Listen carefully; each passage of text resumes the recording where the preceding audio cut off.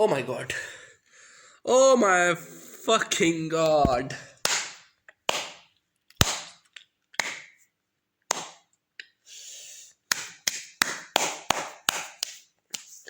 Like, dear fucking god. Ken Urobuchi. God damn it, Ken Urobuchi. Ken Urobuchi, I'm sorry. I was not familiar with your game. Like, damn. God damn. Oof. Like, what can I say? Is the title suggests. This is Urobuchi peak, like absolute peak. I like you can have your wrong opinion. Just kidding. But dear God, dear fucking God, God damn. This is Urobuchi. This is Urobuchi best work. This is Gan Urobuchi Magnum Opus, man. And I'm still shocked. Like, I finished it recently, and god damn. God fucking damn it. He did it. He did it. Like, yo. He he was so different when he started. Like, what else can I say? Anyway, this is way too much rambly ending. So let's get this video some coherence. Ken Urobuchi, also known as Ken Urobucher in West. Um, he is known to create a work which are fucked up, pretty much fucked up as hell. Like, his work are essentially mindfuckery.exe. Like, they are not easy to deal with. He will make you fucking think. He will try to create quote unquote uncomfortable setting. Like, it ain't for faint of heart. Let's just put it lightly. Like, I have been fan of Geno Roguchi.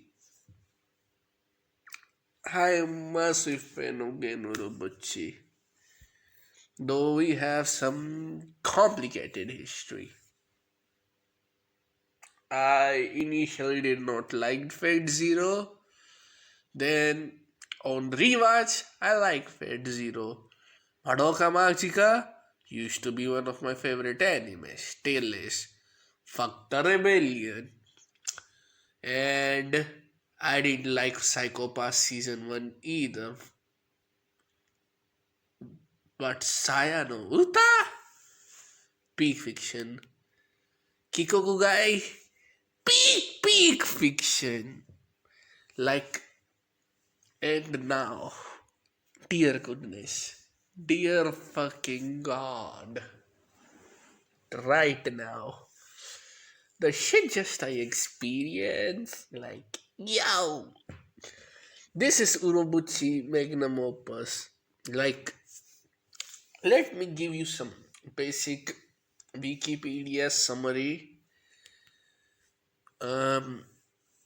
Uro started as a writer in Nitro Plus Company, where he wrote 4 major visual novels: Phantom of Inferno, Vampire of Ajondia, what the fuck it's called? ESL motherfucker can't pronounce that. Kikukugai and Sayonota. After that, he dabbed, started writing Fate Zero. Fate Zero got fucking famous. He gains notoriety, massive notoriety. Then he created Madoka Magica, which was like one of the most popular anime ever, especially in Japan. And then he created Psychopaths, Then he was working on El Dono Azoro.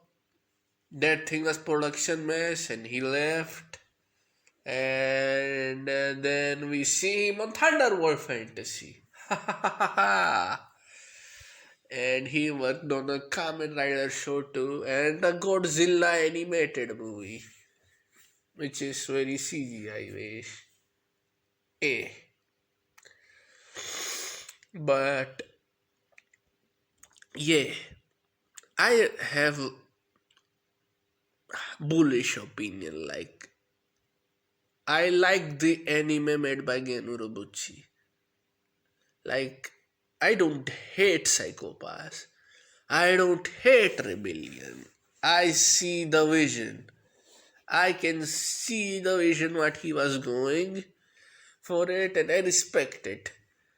Fate Zero and Madoka Makika are still some of my favorite anime ever made.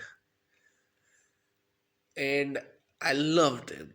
Have like what can I say about them which haven't been said already? Maybe except Fate Zero. Fate Zero require a video of its own and I will one day make it.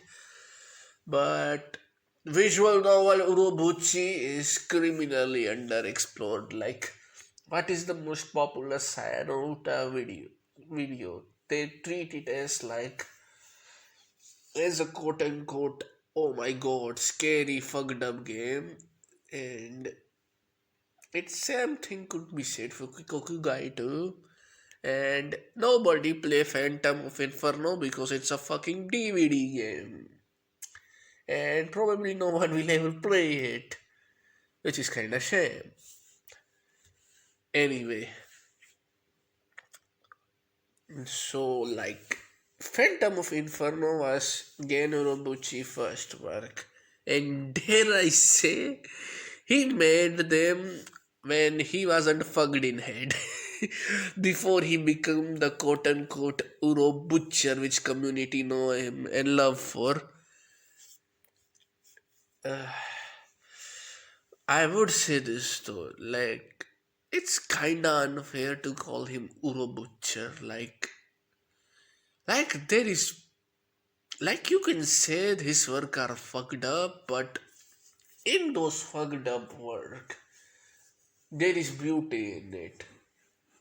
Yes, Kiritsugu ideal were spat on his face, and he was betrayed it by a grail which he was looking for. His salvation betrayed it. Like he was saved. There was hope at the end internal through Shiro.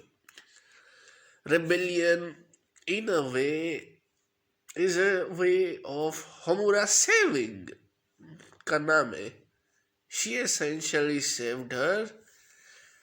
Psychopaths, yeah, I will not try to analyze Psychopaths. Sorry. Sayonara, beautiful ending. That ending with Saya and Fuminori and the entire world turned into mushroom. But there was genuine love there. Kikoku Guy deserves its own discussion in a good way. Like Kikoku Guy is criminally misunderstood work as quote unquote age faced, but it's a story about like in a surface level. If I have to describe Kikoku Guy, it's like broken people trying to communicate. That's how I will describe Kikoku Guy. And he Phantom of Inferno. That's what this video is about. And yeah, let's talk about it. Let's talk about some surface level detail like dear fucking god, this is a 2000 visual novel and it looks so fucking good. Like 2000 VN looking good, early 2001 are like time in dozen, and Phantom of Inferno nailed it. Nailed the presentation they script. And another aspect which I feel is kinda not talked about. Like, maybe not talked about is kinda me creating it because nobody fucking talk about Phantom of Inferno except this video. So, narrator son, narrator will say some bars which will make you crying on your face. Like, dear God, the way narrator tell character feelings, he was not able to move one bit. The despair, the hope, the love, the anger, like all kind of emotion. The way narrator convey that, like, chef kiss. Narrator is really really good. Voice acting was pretty well done, and another thing is that should be really commanded is the story structure. Like, like it give you every fucking thing you want. There is fairy tale ending if you want. Kaire Bashode. The let's search for your abandoned journey where we are abandoned by world. Let's go search. Let's go run for survival. Those type of ending. If you want to spend good time with Kale, you can get that ending. If you want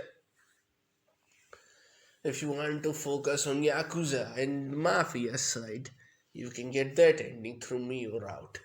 Claudia. Like the route structure is pretty fucking good. Like experiencing the bad end and then continuing the story through it. Like it's pretty good experience. Like seeing Ein route bad ending and Claudia bad ending to seeing the current route good ending. Like man, like it feel good. It really feel good. Like it's a fun story to consume. And another aspect that I would say is it's think the route the way they are structured is like the initial ending could either be bad ending or or a good ending. The good ending are essentially like the fairy tale dream one and the true ending. Now those fucker are Urobuchi, Magnum Opus. Those are like masterpieces. Like those endings are like, dear God, the true endings of like Claudia route and Ein route. My goodness, my fucking goodness, they are masterpiece. Like plot structure in this thing is just shakes. Really fucking good. Really engaging experience that make you experience all kind of emotions. The character are the let's talk about the character. Like they are like Uro's best work from character writing standpoint. Like this work is his best work in that aspect.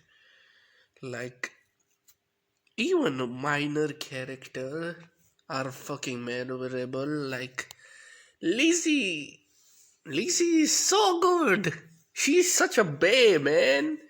Like Lizzie is homie.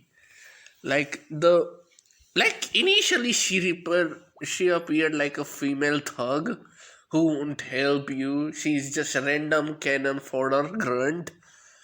But later she developed on to become a really compelling character. It seemed like don't fuck with her or she will kill you. She's serious assassin to being a really softy. Someone whom you can talk about, share your problem. And it become really compelling the more you know about her. Like in one bad end, in my bad. In one true end, in Claudia Rao, she essentially helped you to make Inferno fall down. She helps you on that. and you shoot her on that route. In Claudia True End, you shoot Lizzie, but she helps you in the True End, which is fucking nuts. And another aspect, which is absurdly crazy, is that she cannot kill you. She will say that stop or I will kill you, but she cannot kill you. She is way fucking too kind to kill anyone, and I'm frustrated by dumb choices she make. But I have nothing but love for her, man. Like the way she was the way she feel guilty that she fumbled the taking care of Kyle. Like, what can I say? What can I say? Scythe Master. Fucking Scythe Master. Fuck that motherfucker. Fuck that fucker. Fuck off. Kill yourself. Die. Your life mean nothing. God damn. Like, Scythe Master is like, if I make a favorite antagonist list, he would be there. That fucker would be there in that list. Like, what can I say? Scythe Master is menace to society. Scythe Master is manipulative current. And the thing is, every time you kill him, it never feels fucking satisfactory.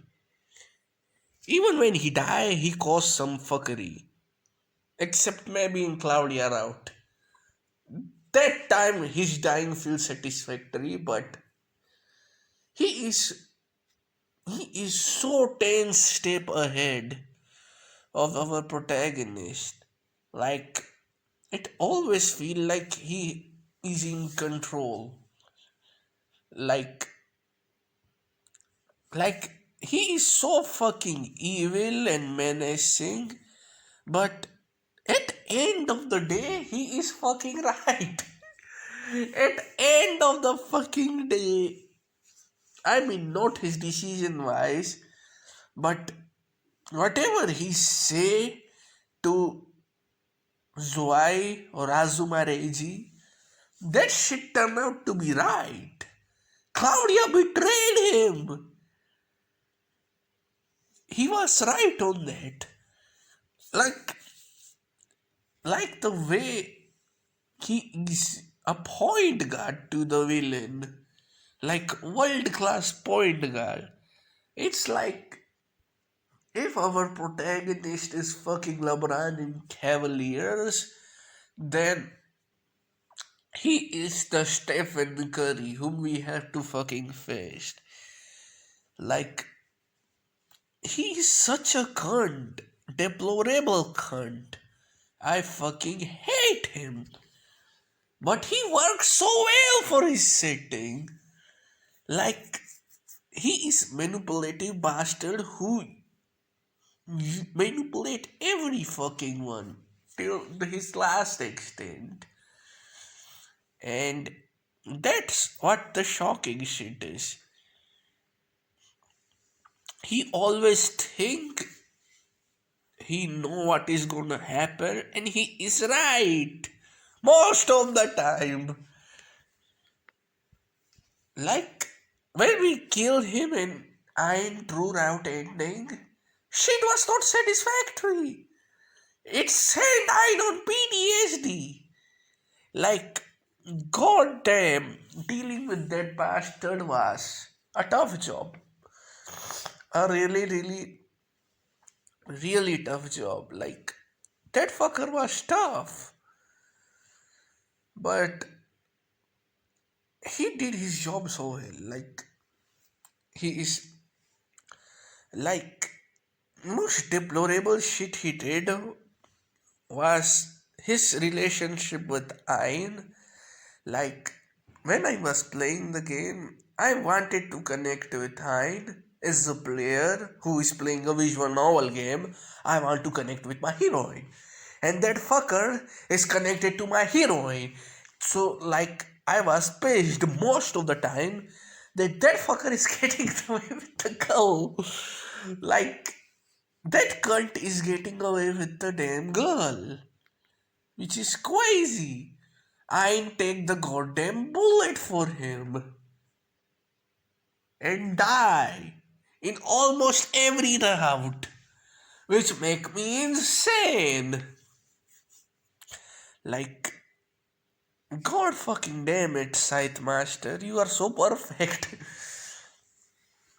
On relative note, Kale, Kale,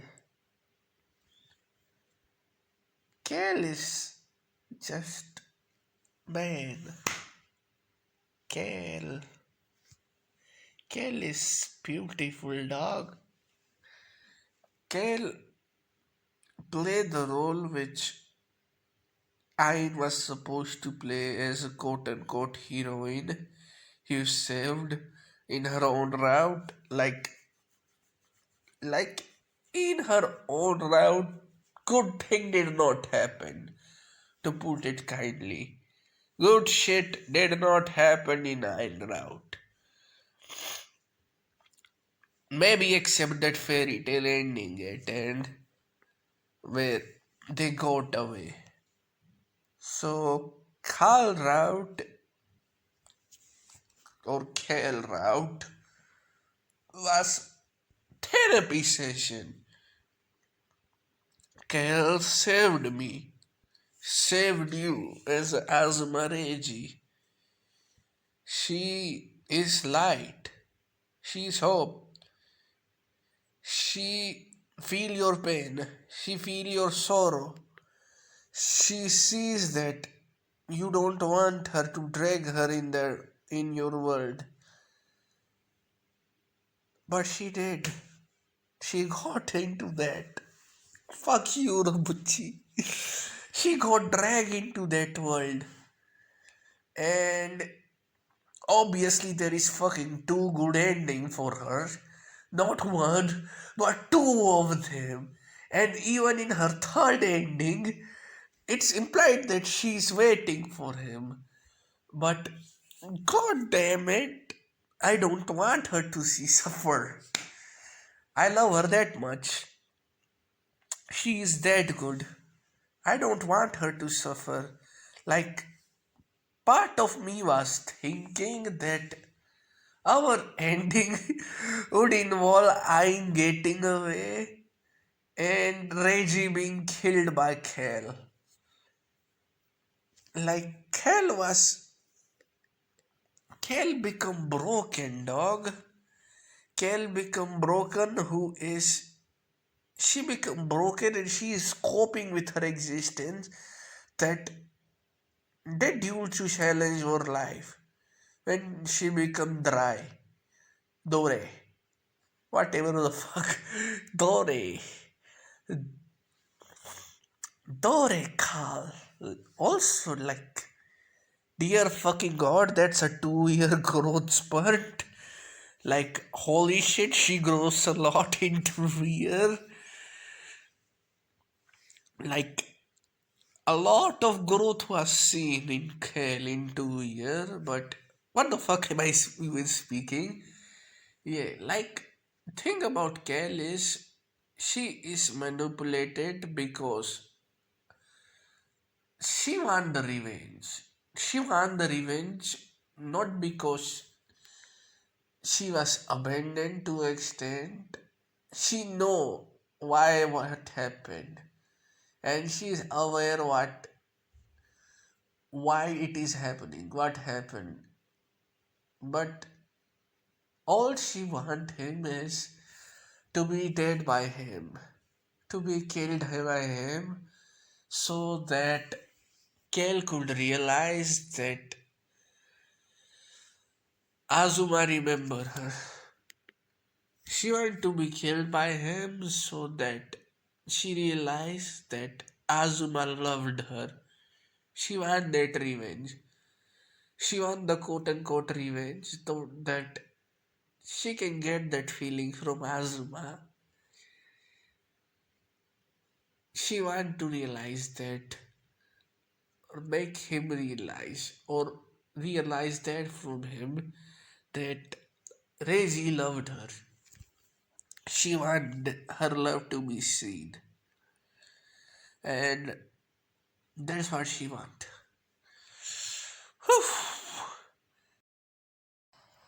This is the toughest part to talk about,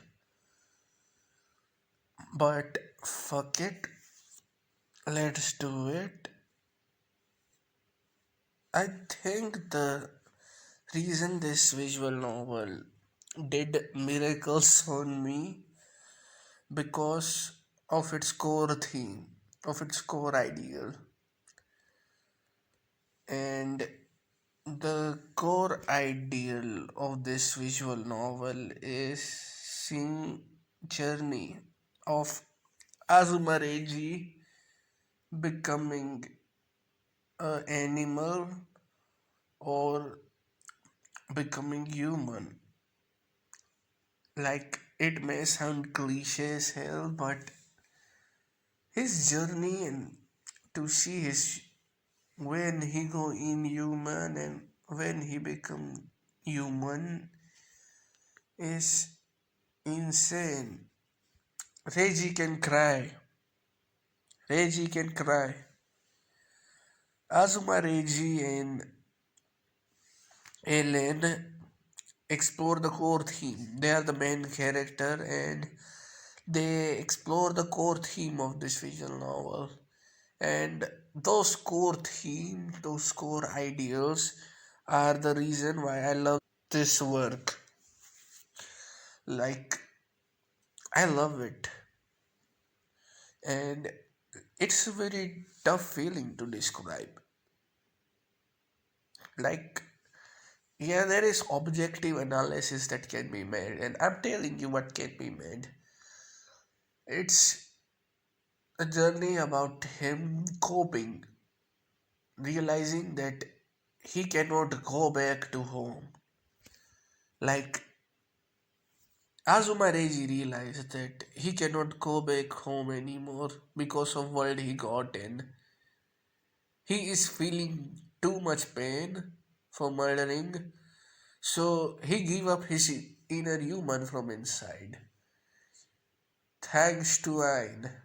Ain take his quote unquote inner human and he become the assistant of the phantom.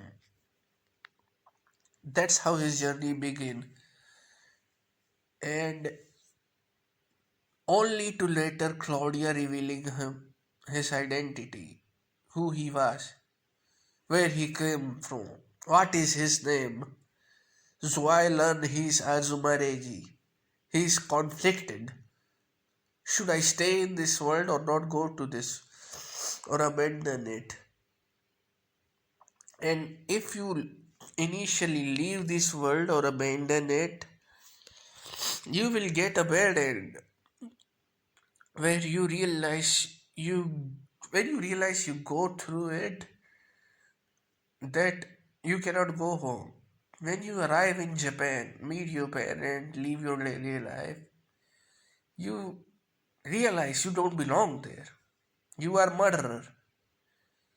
You as a player who is playing the main character is a goddamn murderer.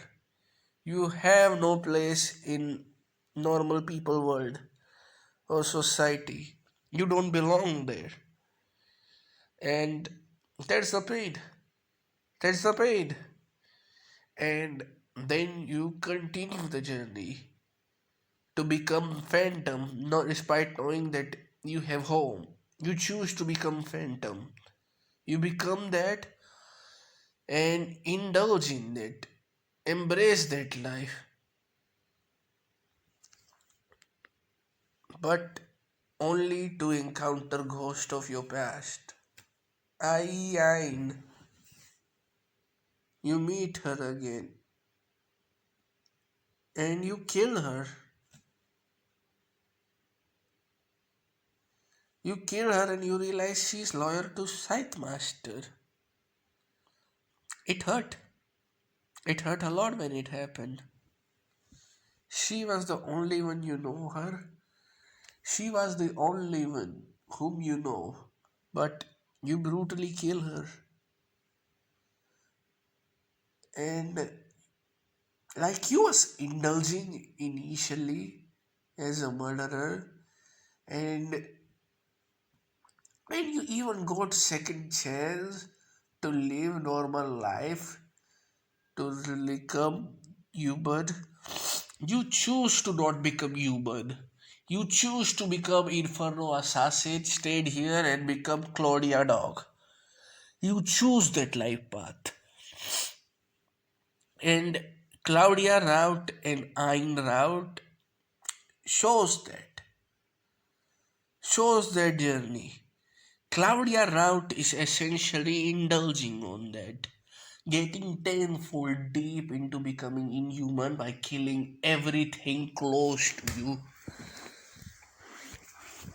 He loved Claudia. He loved Claudia because she's the only one who treat him like human. But no matter how many times he is cursed by her, no matter how many times he is betrayed by her, he trusted her. He trusted Claudia because she's human and she has a dream, and that dream connect to him. That dream of her is to take down the organization, and he wants that. To a certain extent, he wants the revenge too. That they steal everything from me, so I will steal everything from them. That path of revenge, that path of self destruction, that path of not becoming human is in Claudia route, where you become top dog. At the end of Claudia route, you become the most powerful gangster in the world, or at least become the shadow ruler of Inferno who will destroy it from behind. But that should come at cost. That should come at cost. You kill everything which is close to you. You have to kill, first of all, you kill Lizzie, though she did not die. Then you have actual duel with Ayn. And in that duel, you killed her. And in the fucking finale, in the goddamn fucking finale of Claudia Rout, you killed Claudia. You killed Claudia because she was trying to kill you and you want to survive. You want to live. For your survival instinct, you killed her. But even then, you care for her. You care for her so much so that you have become monster.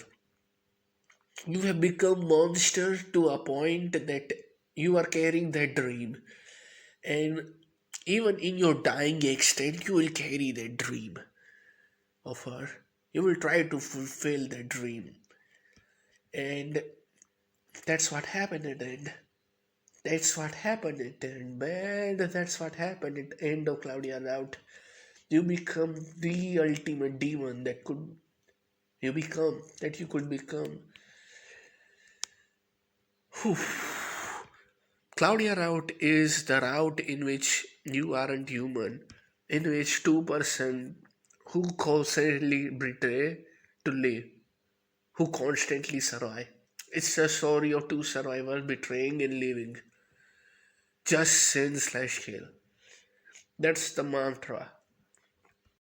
Now, I will talk about the most beautiful aspect about this visual novel, man. Why it become one of the media that impacted me absurdly. Why I was moved by it. Dear goodness. Let's talk about the Ayn Rand true ending, y'all. Ayn Rand true ending is something that I just resonate a lot, man. And route initially appear naive as hell. Like in that route, Reggie is idealistic, but that's the path to become human. To be human, you have to be idealistic. You have to be naive. Naivety, innocence, that's the sign of humanity. Once Reggie learned that he is in Zwei and he is human, he behave like he is goddamn human being. And that's how his connection is formed in most of the visual novel here. Like that's how the most of our bonds are formed here, man. And that's how our relationship with Ayn begin in this route. It's the most human story. And the thing that it make me love it so much is it's Ayn Rand in its inherent nature is about seeking that comfort, seeking the feeling of being with just someone that gave you name, just someone that that can be sign of a peace to you, that can be your peace, that can be your solace, that can heal the wound, heal the pain, someone that can stay with you, just stay with you, and you are looking for that. But it remind you that you are sinner, you have killed people, you have abandoned people in Kale, and there is no easy peace for it for you. There is no easy happiness for you. There is no easy connection for you. And to obtain happiness, you must pay the price of blood. To obtain happiness, you must kill. You must really, really kill to live. And it's the journey. Like one of the core theme of the route is I do not I is seeking comfort in himself, but that I mean Reiji is seeking comfort, my bad, through his connection to Ayn, through his connection to Kale. He like being with someone, but they are taken away. Like Ayn, gone, Kale, killed, at least in his eye at that point. And he suffer for it. He feel cost for it. He feel the cost for it. He is feeling the pain. And he is such a kind soul that he does not want them to stay here in their world.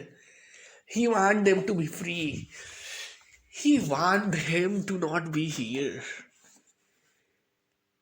He want I and him to be go away and stay in their world.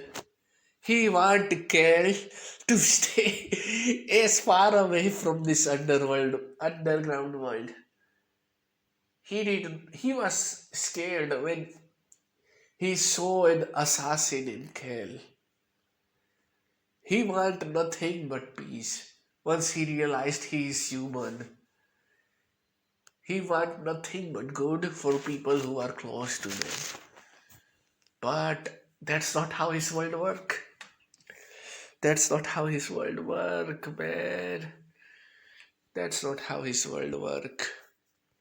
There was no easy happiness. There was no easy happiness.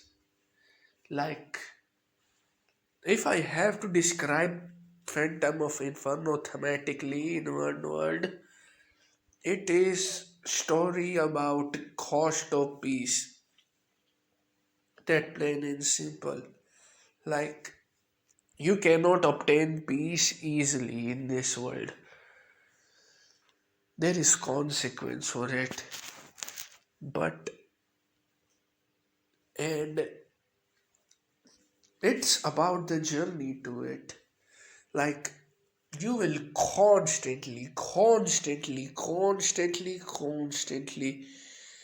chase for it, look for it, try to find pieces of it, but you will not find it.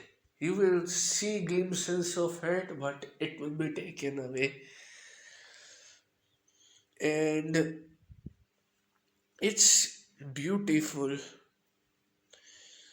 It's really beautiful. Like one of the reason why I connected with Phantom of Inferno so much is its human journey. It's absurdly human. It's ugly, but it's beautifully human. Like it shows the side in which you want solitude. You want to be, you are not human and you are living in a desert. Entire world is desert to you. I feel that feeling many times. And Azuma Reiji represent that. He really represent that feeling of being abandoned, and he wanted to be that when he became non-human. When he was not human and gave up on it in Claudia route, he was like this. He was really like this.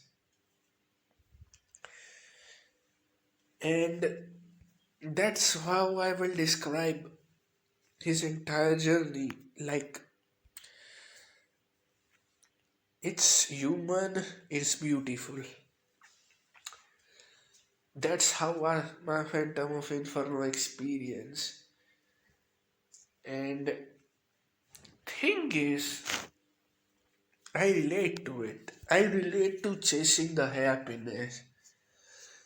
I relate to chasing a lot of fucking happiness. But that happiness turned out to be hello many times. Many fucking time you chase for something and that shit turned out to be hollow. Absurdly hollow. Thing that you cannot even care for later. But at the same time, you might even think, why even I thought about caring about that thing in the first place? Like, I have been in relationship like that in which I think that why even I was here in first place? Some toxic relationship, but at the same time, I cannot abandon them. Maybe not abandon them, but I kind of abandon them, but I will never forget them. I will still reply to their text messages and talk to them because that's that's the human part of it. And the reason why this VN connected was one final line. I did not complete my journey, but my heart was satisfied. I think the final scene of visual novel summarize everything. I think it summarized that you could chase for it. You could chase happiness and feel the happiness. Even if it end, happiness will end. Good time will end one day. Good time one day might end. Good day will end. Happiness will end. But that moment will be there. That feeling in your heart will be there. That feeling in your heart when you chase that happiness would be always there, no matter what. That's what make me love this work. That, yeah, good time might end, happiness will one day end, but maybe the thing we are searching for is hollow. But my heart was satisfied. Journey wasn't completed, but my heart was satisfied. Nightmares creep while you and me repeat. This bittersweet heat is suffocating. I'm waiting and always hesitating. Kryptonite desires set my heart afire. Heart on fire. Set my heart afire.